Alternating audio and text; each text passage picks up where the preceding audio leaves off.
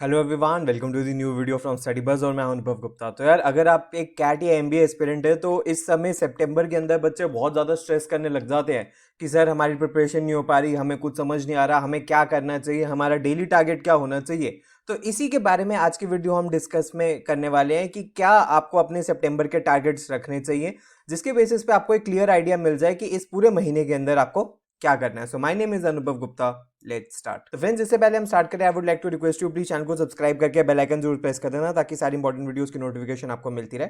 और आप हमारे साथ इंस्टाग्राम पे भी कनेक्ट हो सकते हो। माय इंस्टाग्राम हैंडल है studybuzz_education। तो फ्रेंड्स, अगर हम बात करें सबसे पहले कि अगर अब सितंबर स्टार्ट हो चुका है तो आपको डेली कितना टाइम डिवोट करना है, सबसे पहले तो इस चीज़ के ऊपर क्लैरिटी होनी चाहिए। तो एक चीज़ आप मान के चलिए कि अगर आप एक सीरियस एस्पिरेंट है तो अराउंड 4 to 5 आवर्स आपको डेली स्पेंड करने चाहिए। अब इसमें दोनों टाइप के बच्चे हैं, जो बच्चे वर्किंग प्रोफेशनल्स भी हैं और जो बच्चे एक्चुअली कॉलेज के अंदर भी है। तो भाई आपको टाइम निकालना पड़ेगा, मिनिमम 3 to 4 आवर्स तो ईच डे आपको निकालना ही पड़ेगा। जितना ज़्यादा आप टाइम दे पाओगे उतना बेटर है। एंड जितना भी टाइम आप दे रहे हो, it should be good time, quality time and free from distraction.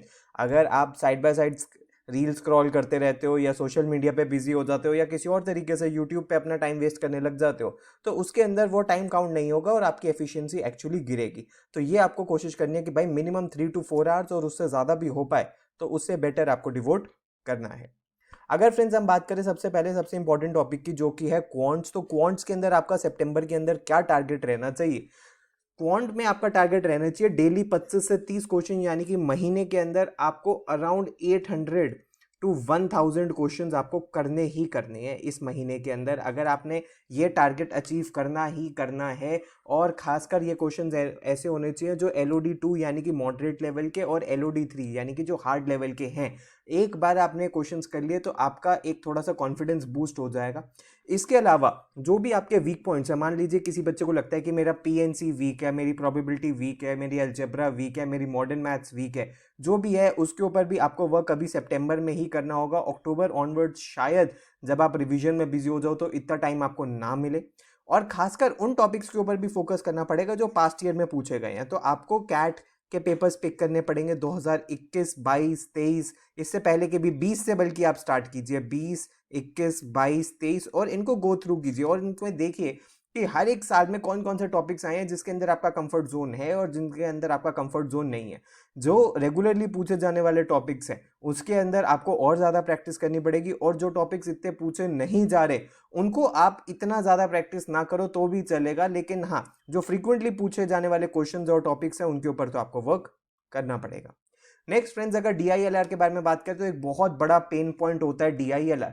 So DILR के बारे में अगर हम ये देखें तो बच्चे पेपर के अंदर बहुत ज़्यादा पजल हो जाते हैं कि सर कौन से केसलेट को उठाएं, किसको छोड़ें, कितना टाइम वेस्ट हो जाता है। तो इसकी प्रैक्टिस में डेली बेसिस पे एटलीस्ट एक एक, चाहे आप एक दिन में 2 DI कर लो या 2 LR कर लो या 1 DI 1 LR कर लो, तो लास्ट ये जो 75 डेज है इसके अंदर मिनिमम 150 से 200 सेट तो प्रैक्टिस के ही होने चाहिए। इसके अलावा जो मॉक्स में प्रैक्टिस करोगे वो अलग है। जब आप डेली बेसिस पे एक एक टेस्ट और एक एक सेट करने लग जाओगे और जो कि कैट लेवल के सेट होंगे, तो आपका कंफर्ट जोन 40-50 सेट के बाद ऑटोमेटिकली आने लग जाएगा। आपका जो माइंड है वो अलग अलग डायरेक्शंस में सोचने लग जाएगा और आपको थोड़ा क्लियर हो जाएगा कि कौन सा सेट पिक करना है, कैसे करना है, कहाँ से स्टार्ट करना है, क्या इंपॉर्टेंट डिटेल्स है, क्या इंपॉर्टेंट डिटेल्स नहीं है, क्या क्या फिल करना है। ये सारी चीज़ें आपको DILR के अंदर आने लग जाएगी। तो डेली ये टारगेट आपका होना चाहिए। तीसरा VRC के बारे में अगर हम बात करें, इसमें जो सबसे इंपॉर्टेंट चीज़ है वो है RC कैट एग्जाम के पॉइंट ऑफ व्यू से, जहाँ पे कम से कम आपसे 4 RCs पूछे जाते हैं और इसको बिल्कुल भी नहीं छोड़ सकते। बच्चे खासकर परेशान होते हैं उनके अंदर जब RCs डिफिकल्ट लैंग्वेज के होते हैं, क्लोज ऑप्शंस होते हैं और कॉम्प्लिकेटेड क्वेश्चंस होते हैं। तो भाई एक बात का आपको ध्यान रखना है कि मिनिमम डेली बेसिस पे 2 से 3 RC, यानी कि क्वांट भी करना है, DILR भी करना है और VRC भी करना है। तो मिनिमम 2 से 3 RC डेली बेसिस पे प्रैक्टिस करनी है। खासकर ऐसे RC जो डिफिकल्ट लैंग्वेज के, मान लो फिलोसॉफिकल हैं या साइकोलॉजिकल हैं या हिस्ट्री बेस्ड हैं या कुछ भी फिजिक्स बेस्ड हैं, जो भी हैं, या जहाँ पे ऑप्शंस बहुत क्लोज्ड है, क्वेश्चंस कॉम्प्लिकेटेड है, ये सब डेली बेसिस पे आपको प्रैक्टिस करनी है। मिनिमम 2 RC और 5 to 8 क्वेश्चंस आपको VA के भी प्रैक्टिस करनी है, जिसके अंदर आपको समरी, जंबल्ड सेंटेंसेस और ऑड वन आउट कि आपको प्रैक्टिस करनी है। ये जब आप डेली बेसिस पे प्रैक्टिस करोगे तो आपकी ये तीनों चीज़ें साइड बाय साइड चलेंगी। क्वांट्स जिसमें आपको 25 से 30 क्वेश्चन करने हैं, DILR जिसमें आपको डेली बेसिस पे 2 सेट करने हैं और 2 RC करने हैं और 5 मिनिमम आपको VA के क्वेश्चंस करने हैं, जिसके बेसिस पे आप डेली बेसिस पे इन सारे ही टॉपिक्स के साथ टच में रहोगे। और उसके बाद आता है कि sir full length and sectional मॉक्स का क्या करें। तो फुल लेंथ मॉक का आप एक टारगेट रख सकते हो कि भाई वीक में एटलीस्ट एक फुल लेंथ मॉक आपको देना है, और प्रेफरेबली उसको वीकेंड में कर लो कि भाई सैटरडे संडे हमें मॉक देना है, और मॉक जो 2 घंटे का मॉक है उसके बाद 1-1.5 घंटा हमें उसके एनालिसिस पे भी लगाने की, जो क्वेश्चंस हो गए हैं जो क्वेश्चंस नहीं हुए हैं इन, क्योंकि मॉक देने से ही आपका टेम्परामेंट बनेगा एग्जाम देने के लिए, 2 घंटे फुल कंसंट्रेशन से बैठने के लिए। तो आपको ये करना पड़ेगा, फुल लेंथ मॉक भी आपको वीक में देने पड़ेंगे और सेक्शनल मॉक भी आप दे सकते हो, ठीक है। तो ये दोनों चीज़ें आपको करनी पड़ेंगी। अब वीक में अगर आप 6 डेज पढ़ाई कर रहे हो तो एक दिन आप फुल लेंथ मॉक और उसके एनालिसिस का रख सकते हो, और प्रेफरेबली इसको वीकेंड पे रखना क्योंकि इसमें हो सकता है आपको थोड़ा सा एक्स्ट्रा टाइम भी लगे।